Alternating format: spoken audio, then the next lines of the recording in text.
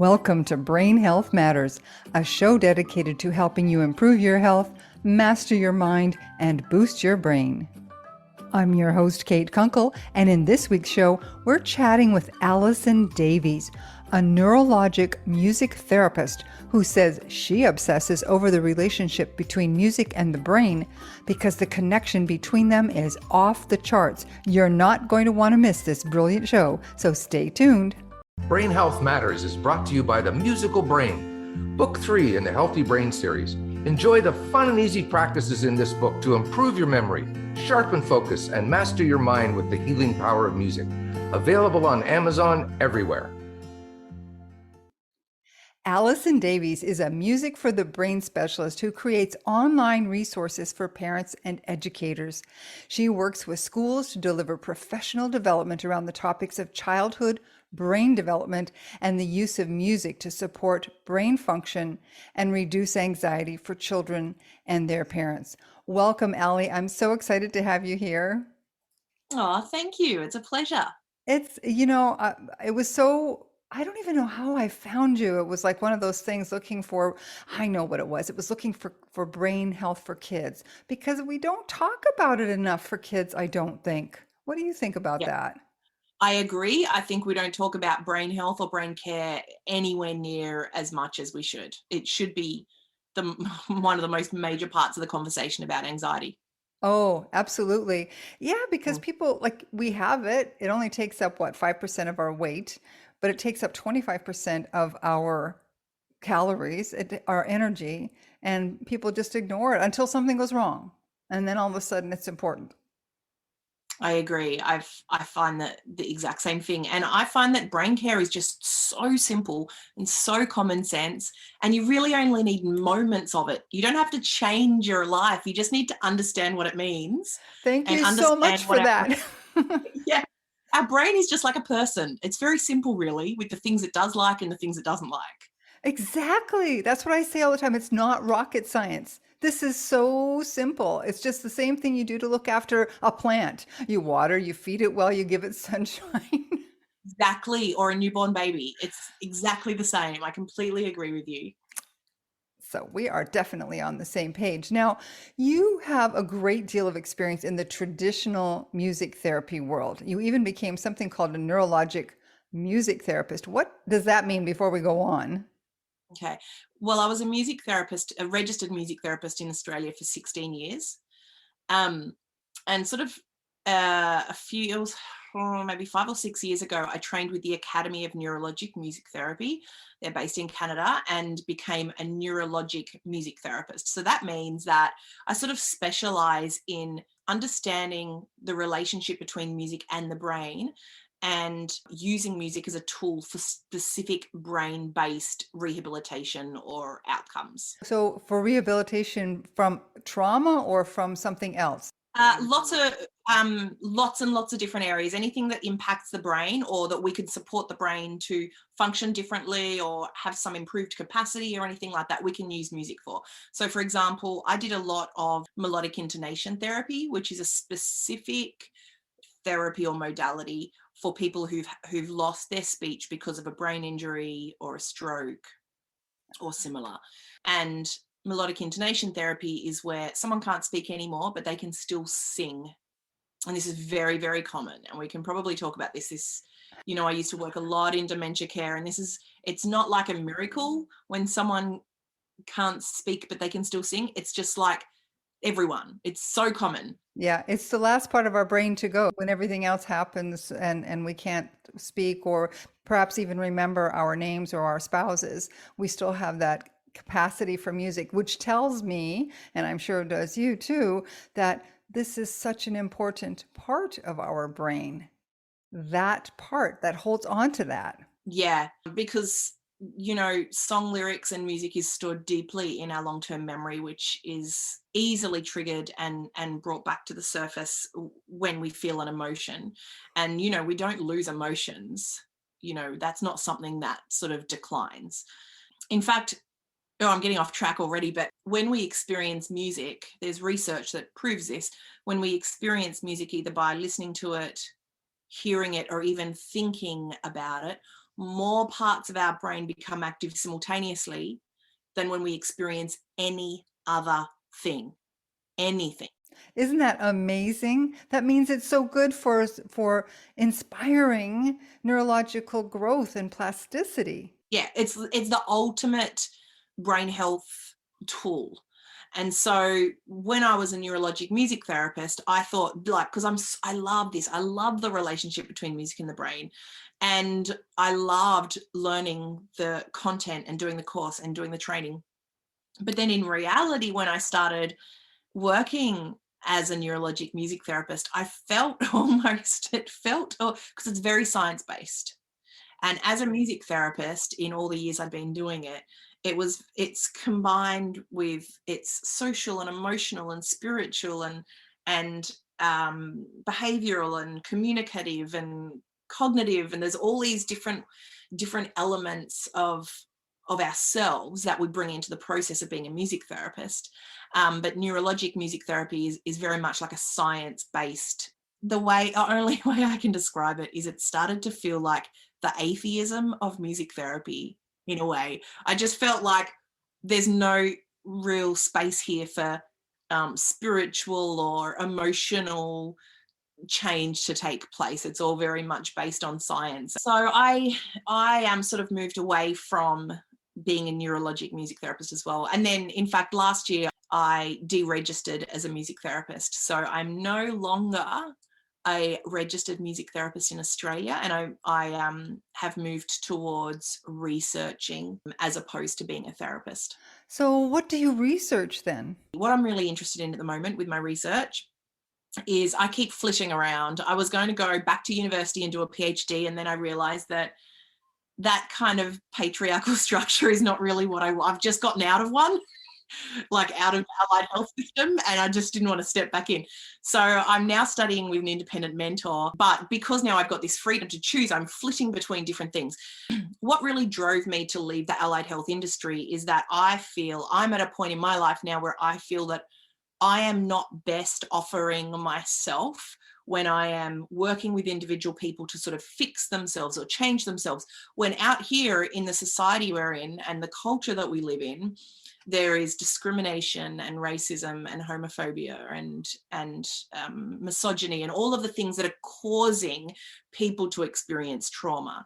So I really felt very much that my next stage is now to work in changing societal expectations and societal norms as a way of protecting people from necessarily needing therapy in the first place. It seems that most people look within. It's my fault. I just interviewed a lady about, and she calls it shame guilt, where we incorporate these expectations, these things that make us feel less. And so that carries through into so many parts of our lives. And of course, it affects our brains and our abilities to make decisions, to plan, all of those things. Yeah, I 100% agree. And I think such an enormous part of the reason we experience that is because of this modern Western culture that we live in, which is the expectations are too high, that we're meant to achieve in certain ways. We're meant to do all these amazing things, and it's like a race to success. And we're meant to do things that the brain was not designed to do. The brain was designed to keep us alive. And what we're doing is living in a world that's trying to push us to achieve more, or to make more money, or to have more jobs, or to do more things with our kids and to be just amazing. But we can't be amazing when we're pushing our brain to work in ways that it wasn't designed to. We end up in therapy. And, you know, I experience this on a personal level because I'm autistic and my children are neurodivergent as well. And I really, as I started going through the process when my daughter was diagnosed with autism, and we sort of just, you know, got shuffled down the channel of allied health specialists as you do. And we had great therapists, amazing therapists, but I really quickly saw that this whole sort of process then of having therapy was really to help autistic people be more like non-autistic people. And it felt so wrong. It felt like such a problem. It felt like this is the problem. The problem is this industry that's trying to assimilate people to be more like these normal people, you know, as if that's such a thing. And it's really dangerous. I was just going to say normal. Whose definition of normal exactly. there? I know, but there's still such this, right now it's Autism Awareness Month. And so everyone's talking about autism in a way that just makes me think, imagine if we had like non-Autism Awareness Month. I want to get back to the way you say it on your website is neurodivergent. And I think that's an important word because people don't really understand that this is a way of thinking, a way of being. It's not a way of doing or achieving. Yes. I think of, the words autism and ADHD and all those kind of words. I think of them as descriptive words. So it's definitely not a disorder. I never put the D on the ends of those things because they're not disorders, they're neurotypes. So a word like autism describes my brain, how my brain works. And that's it. And neurodivergent, so I love the word neurodiverse and neurodivergent. So neurodiverse refers to the whole world. So this world is a neurodiverse world. All of us, neurodiversity is the normal. Like it is normal for us all to have different neurotypes. Sure. And I love that definition because it really it's just beautiful imagery for me. It sort of straight up shows that there's no one sort of normal brain and then there's people with disorders. It's just the normal thing is for us all to have these various types of brains, neurotypes. And then neurodivergent is the word for a neurotype that is not the neurotypical, but even I don't like that word at all because I feel sorry for those people who are considered neurotypical because what a horrible way to be described. And also there's a lot of trauma in the world and I really feel like I don't think the majority of the world is what they call neurotypical. But that's just my perspective. Yeah, well, I have to say, I agree with you 100% there, but I would like to address this with respect to music, especially. How can we use music to enhance, to appreciate, to nurture those things about us that are different and make it and use it in some way to help us if we want to adapt? I think what it comes down to is about the brain feeling safe. So I believe that the most important thing is to use music, and this is what I focus on, using music as a tool for safety. If the brain feels safe, it's in control. And if it's in control, it's not in survival mode. Because the brain, as you know, the brain has no idea between the difference of a real danger and a perceived danger. So I could be over here in the ocean with a shark swimming next to me and my brain goes into survival mode because I'm not safe. Or I could be over here trying to go to school, but there's a sensory problem because there's too much noise and my brain goes into the exact same response as it does with the shark. Yes. The brain does not know the difference between real danger and perceived danger. So I believe for no matter what our neurotype is, if we can use music and many other resources in the world, but we're here talking about music, if we use music to support the brain and the nervous system and the body to experience a sense of safety or to perceive a sense of safety, even if what's going on around us is chaotic. A lot of people right now in the world are in chaos around them isn't safe, but we can still create environments that allow the brain to perceive a sense of safety, and then we give it the best sort of opportunity of not being in survival mode or feeling in control and being able to sort of move in and out of that state of survival mode. We don't have to aim to be just constantly regulated. We just have to find ways of flowing in and out of survival mode, which is what all humans do, rather than trying to just keep going into this elevated, heightened state of arousal where we end up so heightened or we end up shut down and not being able to sort of move from that state at all. So what kind of music, how do you use music to achieve that then? What, like singing, chanting? There's so many different ways.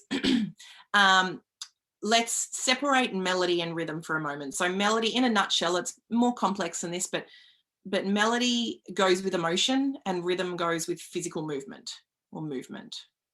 So when we experience melody, when we hear melody, or when we think a melody in our tune, in our head, when we're just sort of humming a tune and thinking about it in our head, or we're listening to something melodic. And when I say melodic, I mean like something with a tune that moves. And the most melodic music is, stuff from the movies, soundtracks, musical theatre, opera, anything that was written or designed to make you feel things. That music will always be melodic, because in the brain, the relationship between melody and emotion is really strong. So when we experience melody, our limbic system becomes active, which allows us to experience emotion. And when we experience emotion, it means it's moving and flowing through us. Emotion quite literally means energy in motion.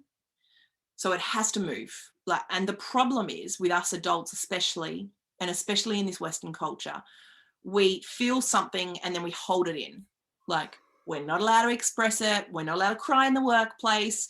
Maybe we can cry at this person for 10 minutes, but then we need to stop and pull ourselves together.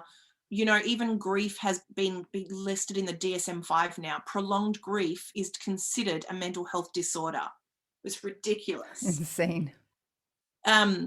We are meant to allow our emotions to move, and children are brilliant at this. Children will scream and say no and cry all the time. And then if they do it a lot, they get called emotionally dysregulated. But what they're doing is regulating themselves by allowing the emotion to move through. Children are good at it. Us adults are bad at it. And we need to find more ways every day to allow ourselves to experience emotion, because we get this feeling, we feel something, no matter whether it's a nice feeling or a hard feeling, it doesn't matter. If we hold it inside, we become pent up and pent up and pent up and pent up with all of these emotions that keep coming throughout the days and the weeks and the months, and they'll just all add up, and eventually it'll be a meltdown or an aggressive outburst, or it'll come out in a way that we don't want. So emotions need to be moved. So when we experience melody, the limbic system becomes active and we experience emotions. It doesn't mean we're always going to cry and sob, but sometimes we might. Sometimes it might just be a feeling, a really nice feeling, or a sad feeling, or a melancholy feeling, but we're feeling something, and just the feeling of it allows it to move through us so that it doesn't become pent up. And when our emotions are moving through us and they're not becoming pent up, the brain feels safe, because when we are pent up with all of these emotions, the brain starts to feel like something's going on here. This is heavy, like what the heck? And it moves into survival mode. Gotcha. So we want to then use music with melody, something with melody. How about you said separate from that is rhythm. Do we also use rhythm then? So one of the strongest relationships in the brain is between the motor cortex and what we hear. So what we hear greatly influences how we move physically. That's why if we're listening to fast music as we drive the car, we speed. And that's why if we're listening to fast music, when we're eating, we have digestive problems, because we eat faster and we don't even know that we've eaten. Exactly. Yes. And it's why, if we go to the ballet, we're not going to jump up and down, we're going to sway. Or if we go to a hip hop concert, we're going to jump up and down. Our brain tells us, it tells our body, it entrains our body in sync with the rhythms that it hears in the environment. When we understand that our body entrains with rhythms, we can start to find music that replicates the resting heart rate. So we might look for music that's 60 to 80 beats per minute, or even 80 to 100 beats per minute. And there's this great principle that music therapists use called the ISO principle, which means we use music to match where we're at. So if we are in a heightened state, or someone is angry or really intensely emotional and they're in a heightened state, then we would not come in with this beautiful Zen calming whale sounds music, because that would just make things worse. They would feel unheard, unseen, invalidated. So we would match the intensity. So we might use fast music to match this intense state, and we might use a playlist. Might have one or two fast, intense songs, and then the next song is slower or softer or more gentle, and then the next song again is slower again, and that allows the body to fall in sync with the rhythm, connect with it, and then as we because our body has entrained with the rhythm, then it just comes down, down, down, gently, like stepping off a ladder together. Right, because it's just annoying. If you're feeling agitated or angry, it's really just annoying to have something really sweet and sappy. Like it's just, Oh, totally. it doesn't fit at all. There's a lot of people who use this idea of the relaxation genre, and I don't really believe in I don't believe that there is a genre of relaxation music, because depending on your state of your nervous system or where you're at, some music will be relaxing no matter what style it is, and some won't. And so I think it's really important when we're looking at music to support our brain to feel safe, that we always tap into our own personal musical identity, because every single person will have their own musical identity. We develop it as an adolescent, and it's important to use music that works for us. Exactly. And when people say, do you have like songs that might help my kids or whatever, and I'm like, no, like you actually need to like work out what music they like and go from there. What can we do to nurture that so that their brains are healthier as they get older? Because I really believe, this is my personal opinion, that the sooner we get them using music as a tool for better health, the better. Yeah, this is something that I'm really tapping into in my research, because the barrier to children exploring their musicality and allowing it to become a therapeutic tool for them is usually the fact that the parents don't feel like they are musical. And so they don't sing with their kids and do music with their kids. They might then send their kids to a music group once a week, or then the kids might go to school and have music once a week, or they might be in the choir, or they might learn an instrument. So they might then, as they age, they might get involved in music as part of a form of education, but they're missing out on this whole lifelong opportunity to experience music creatively and emotionally and in a raw way and in a really connected way, because the parents don't feel like they can do music with their kids. I've talked to many parents about this. I've received hundreds of comments and messages and emails and DMs from parents around the world, especially mums, who feel like they can't sing to their children because they're embarrassed of the sound of their voice. They hold a lot of shame, or they don't want their children to learn how to sing badly. They think if they do music with their children will learn to sing out of tune or not be able to develop their own musical skills. And this is part of this whole cultural problem I was talking about, where we believe that we believe that some people are more musical than others. We believe that to be musical is some talent or skill that you have to develop, or some natural gift, and that it's just, none of it's true. Pre-colonization, all cultures did music together in community, and no one was considered, bad at music. So there's this whole problematic culture wrapped up in this, and people who are already adults already experience a sense of shame, feeling that they aren't musical enough. So I believe that is the biggest barrier. I think that just experiencing music in a playful way, even thinking about it in our heads, just having it playing at home and engaging in lots and lots of different music-based sort of interactions like that is paramount. I don't think it has to be about going and having piano lessons. That really becomes then just about people who can afford it, and then it just throws more barriers in. And also then their judgment comes in because of that whole thing with formal lessons, that the whole judgment thing comes in. Yeah, exactly. And then all of a sudden they're learning and practicing scales and all this Western colonial stuff that's all new and modern.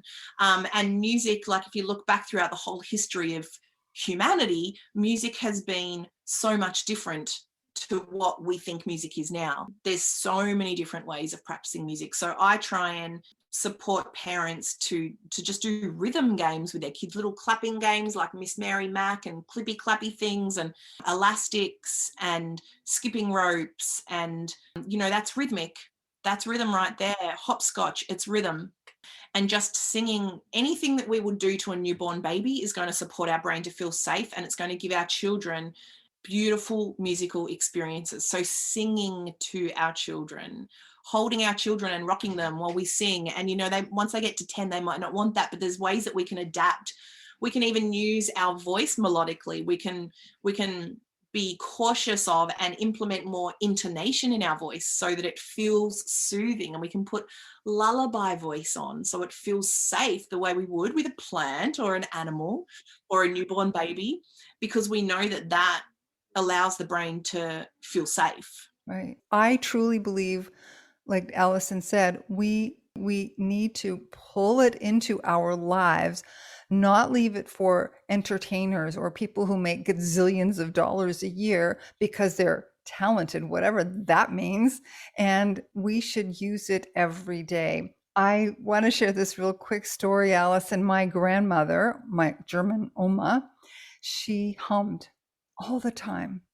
And I truly believe that part of her ability to overcome so much hardship was humming. She would hum anything from Mozart to Wagner to nursery rhymes. That was her thing. And I grew up with that. My father and my uncles grew up with that in the middle of World War II and the post-World War II world. And that kept them, I truly believe that her attitude, her energy coming from that humming must have had a lot to do with their ability to survive, because so many did not. Yeah, I agree with you. And I think it's astounding that it's really only been a couple of generations. That was only a couple of generations ago, but now no one hums, no one whistles. You know, I mean, some people do, but that was common. Yes. And now it's not common. We laugh at people when we see them dancing in public or whistling. We don't laugh at them, but, you know, it's become very unusual. It was only a couple of generations ago that people were doing it to stay regulated and to experience joy at times when there was little of joy around them. Joy, that's the ticket. Boy, that's what Oma, she always said, the one thing that you regret when you get to the end of your life is the times, the days that you did not express or experience joy by the time you get to the end of your life. What a beautiful legacy. Yeah. She left. The other thing with humming and whistling is that it's a controlled breathing exercise, because as we hum out or whistle out, we expel that's it, all of our breath, and then we breathe in and we do it again. And it's the same with singing. So when we use music as a tool for safety, when we sing beautiful long phrases or we sing slowly, we are just slowly expelling this long controlled breath and then breathing in and doing it again. And we all know how powerful that is for our vagus nerve and our nervous system and our brain and body. And you know, that allows our muscles to relax and our heart rate to come down, and it tells our brain that we're safe. So humming and whistling and singing in all forms are really, really powerful for that. Perfect. Thank you so much, Allison. What a wonderful time that we've had here. How can people work with you if we have people who would like to tap into your wisdom? You can find me by going to allisondavies.com.au. I'm also on Instagram and Facebook. If you search for Allison Davies, you'll find me there. Allison Davies Music and the Brain. I'll put all of those in our show notes to make sure people can reach you. Thanks again, Allison. I really appreciate your time and all of your knowledge. Thank you so much for having me. Thank you so much for joining us for this episode of Brain Health Matters. Be sure to subscribe with your favorite podcast service so that you can get all the latest episodes when they're released.